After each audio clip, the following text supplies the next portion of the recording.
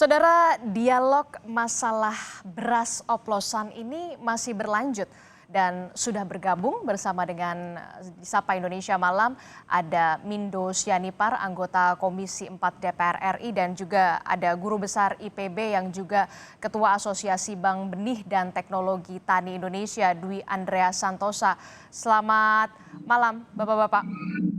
Ya, selamat malam, Mbak. Selamat malam. Halo Pak Mido, gimana kabarnya? Udah lama nih nggak Selamat ketemu. malam, Mas. Selamat malam, Mas. Pak Mido.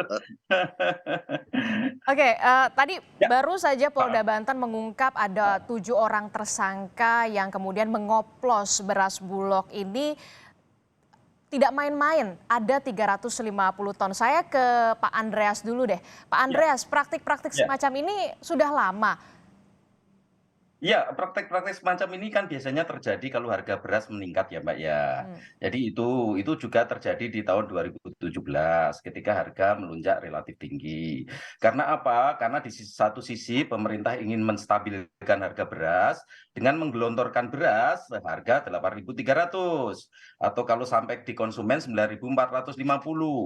Padahal saat ini kalau dari situs PIHPS ya harga beras itu 13.050 sehingga ada disparitas harga yang relatif besar. Karena ada disparitas harga yang relatif besar sudah barang tentu itu dimanfaatkan sebagian kan. Tapi apakah 13.550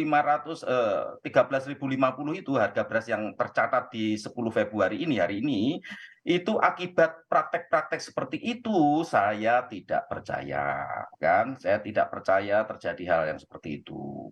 Jadi karena apa? Karena memang selama 3 tahun ini produksi beras kita itu kenaikannya relatif rendah, Mbak. Tahun 2020, 2019 itu bahkan turun 7,7%. Kan tahun 2020 ketika musim La Nina, musim kemarau basah, hanya naik 0,09%. Lalu tahun 2021 turun, Mbak, 0,43%. Lalu tahun 2022 berdasarkan angka ramalan BPS naik 2,3% walaupun kemudian diralat dan kemungkinannya menurut saya sekitar 1%.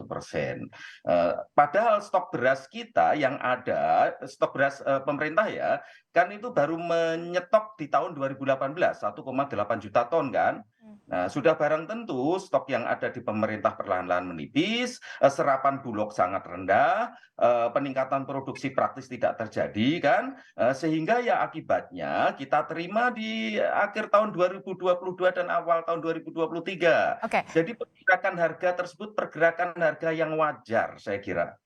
oke. Jadi Anda sebenarnya percaya nggak praktik-praktik semacam ini memang karena celahnya ada masuk itu karena ada disparitas harga? Oh iya, tapi kan amat sangat kecil Mbak peranannya. Katakanlah 350 ton itu apa maknanya kan? Hmm. Atau katakanlah Bulog pemerintah menggelontorkan 100.000 ton lah tahun di bulan Januari kan 100.000 ton. Apa maknanya dibanding dengan konsumsi 2,5 juta ton? Hmm. 2.500 jadi 2,5 juta ton itu berapa besar kan? Hmm.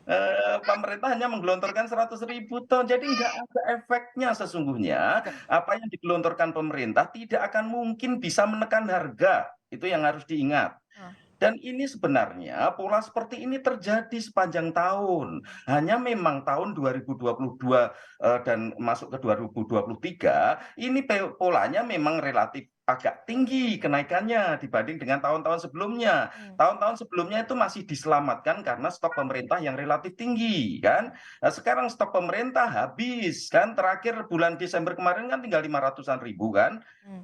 Dan itu kan bahaya stok pemerintah hanya 500-an ribu.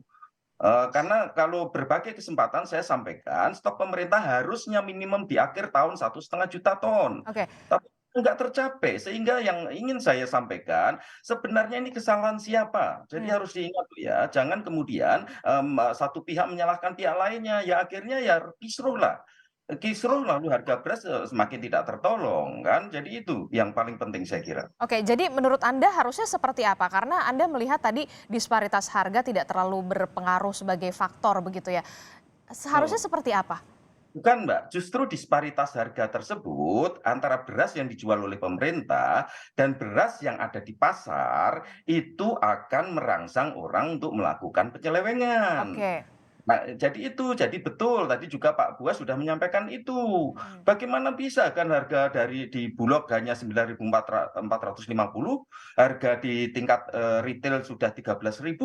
Ya pastilah setiap orang tertarik kan untuk bermain di sana kan. Pasti. Tetapi itu kan eh, peranannya kecil sekali, Mbak. Peranannya kecil sekali kalau kita bicara terkait dengan kenaikan harga beras beberapa bulan terakhir. Ah, Peranannya amat sangat kecil kan. Jadi itu dan apa yang terjadi itu ya natural saja, alamiah saja, karena memang stok beras nasional itu selama 3 tahun terakhir ini terus mengalami penipisan. hmm, Stok yang dipegang oleh pemerintah juga sangat rendah, sehingga untuk itu lalu kemudian diputuskan impor. Jatuhnya impor juga, baru beras baru datang kan. Jadi nggak bisa digunakan untuk meredam atau untuk menjaga harga beras di tingkat konsumen. oke. Jadi kalau seperti ini salahnya ada di siapa? Ini yang pertanyaan besar saya. Hmm. Oke, Jadi itu. oke, Ya. salahnya ada di siapa? Kita ke anggota Komisi 4 DPR deh, Pak Mindo. Pak Mindo, jadi salahnya ada di siapa nih? Pengawasan DPR seperti apa? Kalau pengawasan DPR itu saya kira sudah cukup ketat ya, cukup keras juga menyampaikannya ya. Jadi soal beras ini, soal public goods ini, antara supply dan demand itu kan tidak bisa dipisahkan. Demand-nya tetap, supply-nya turun. Turun. Sudah pastilah menaikkan harga itu. Hmm, Kan begitu. hmm, Itu yang pertama. Yang kedua adalah buat perdagangan yang menjadi acuan dari pengusaha-pengusaha di bidang perberasan ini adalah berapa stok yang ada di Bulog. Kan begitu. Kalaupun dia katakan mau mempermainkan harga, itu sangat tergantung jumlah beras yang ada di gudang Bulog. Kalau banyak jumlah beras dari situ, tidak ada yang mau main-main. hmm.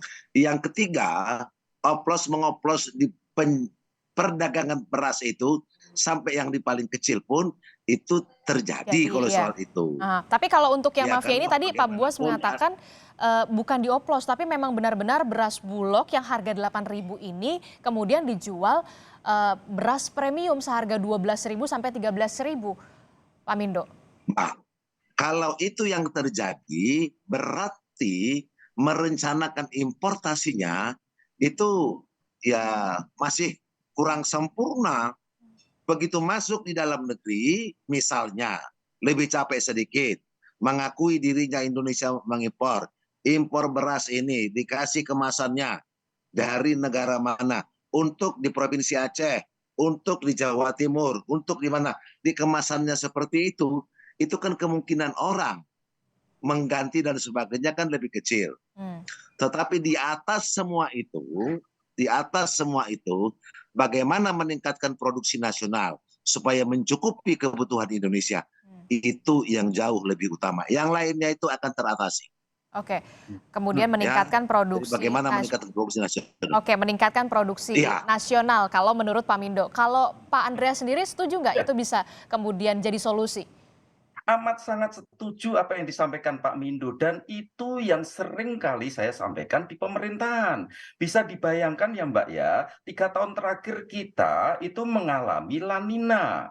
La Nina peningkatan produksi tahun 2020 ini data resmi ya BPS ya, itu hanya 0,09%, bahkan 2021 turun 0,43%. Bisa dibayangkan selama kita mengalami La Nina selama 20 tahun terakhir ini, peningkatan produksi terendah itu tahun 2007 ya, itu 4,7%. Tertinggi tahun 2016 itu 9,6%.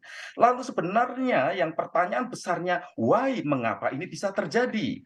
Ini dari hasil survei AB2TI ya Mbak ya, itu sejak 3 tahun terakhir ini harga beras dan harga gabah kering panen itu terus mengalami penurunan kan. terus sampai bulan Juni tahun 2022 kemarin. Jadi dan itu yang menyebabkan saya khawatir sedulur-sedulur tani kita ini sudah mulai males nanam padi. Karena apa? Harga sama sekali tidak menguntungkan untuk tanam padi. Dari hasil kajian kami, Mbak, di 4 bulan yang lalu di Karanganyar, kami mengkaji itu dengan teman-teman jaringan tani kami, sekarang menanam padi rugi. Berapa ruginya? 250.000 per hanya 2.000 meter persegi. Lalu di September tahun 2022 kemarin kami melakukan rapat anggota di Gunung Kidul, kami hitung ulang kerugiannya antara 250.000 sampai 1 juta. Bagaimana? Siapa yang mau berusaha untuk rugi? Petani itu luar biasa. Dalam kerugian seperti itu, mereka masih menanam padi.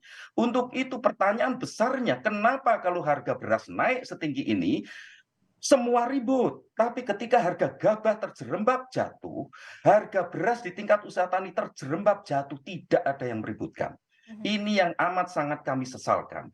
Dan tahu saja ya, ini dari hasil survei AP2TI, HPP gabah kering panen itu di 4 bulan, Mbak, sejak bulan Maret, April, Mei, Juni, itu di bawah HPP loh, Mbak, harga pembelian pemerintah di bawah 4.200. Tidak ada satupun yang bergerak terkait dengan itu.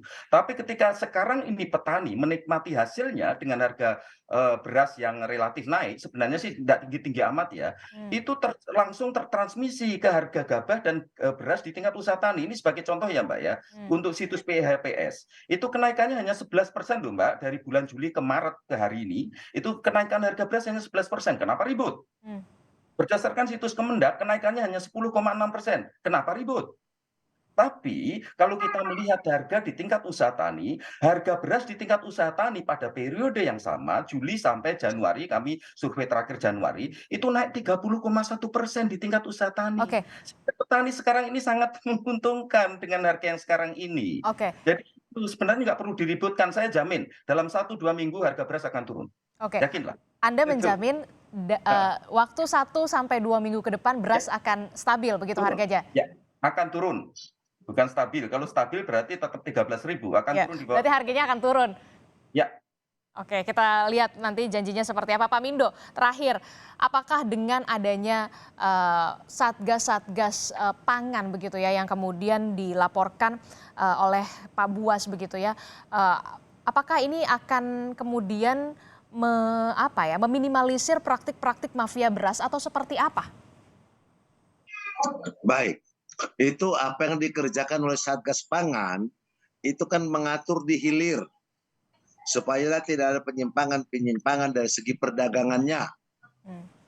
Yang perlu juga harus diperhatikan, pembangunan pertanian kita itu harus berbasis peningkatan pendapatan petani.